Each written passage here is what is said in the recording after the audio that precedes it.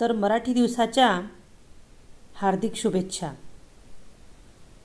तर दरवर्षी 27 फेब्रुवारी रोजी राज्यात मराठी भाषा गौरव दिन साजरा केला जात असतो। तर आज आपण मराठी भाषेचा इतिहास पाहणार आहोत। तर 27 फेब्रुवारी प्रत्येक मराठी माणसांसाठी गौरवाचा दिवस म्हणजेच मराठी भाषा गौरव दिन। दरवर्षी 27 फेब्रुवारी मराठी भाषा गौरव दिन म्हणून आपण साजरा करत असतो। तर महाराष्ट्राचे ज्येष्ठ कवी विष्णू वामन शिरवाडकर उर्फ कुसुमाग्रज यांच्या जन्मदिनी मराठी भाषा गौरव दिन साजरा केला जात असतो।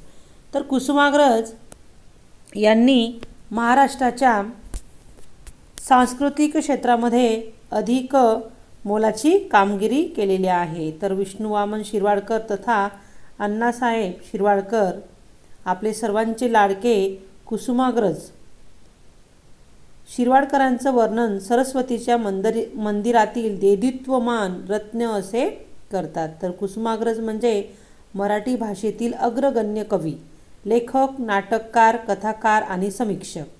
त्यांनी कुसुमाग्रज या टोपण नावानं कविता लेखन केलं।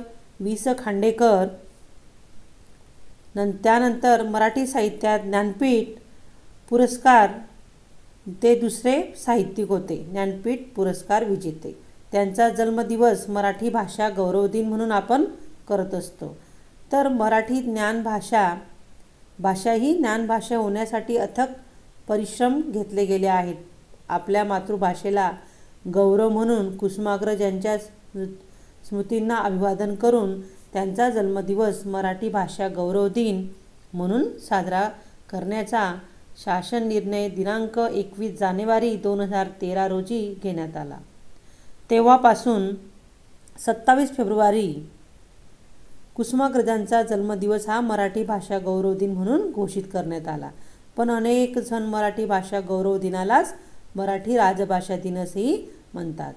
तर तुम्ही या ठिकाणी 27 फेब्रुवारीला कुसुमाग्रजांच्या स्मृतींना अभिवादन करून मराठी भाषा गौरव दिन आपण साजरा करत असतो। तर भारतीय राज्यघटनेतील अनुच्छेद 347 नुसार लक्षणीय प्रमाणात लोकांकडून बोलल्या जाणाऱ्या कोणत्याही भाषेला राष्ट्रपतींना राजभाषा म्हणून मान्यता देण्याची तरतूद या ठिकाणी तरतूद आणि अधिकार आपल्याला आहे। ज्ञानपीठ पुरस्कार प्राप्त मराठी कवी कुसुमाग्रज यांचं महाराष्ट्राच्या सांस्कृतिक क्षेत्रातील योगदान महत्त्वपूर्ण असल्याने त्यांना अभिवादन म्हणून 21 जानेवारी 2013 रोजी महाराष्ट्र शासनाच्या निर्णयानुसार कुसुमाग्रजांचा जन्मदिवस हा 27 फेब्रुवारी मराठी भाषा गौरव दिन म्हणून घोषित करण्यात आला। तर 1 मे रोजी महाराष्ट्र दिनाबरोबरच मराठी राजभाषा दिवस साजरा केला जात असतो।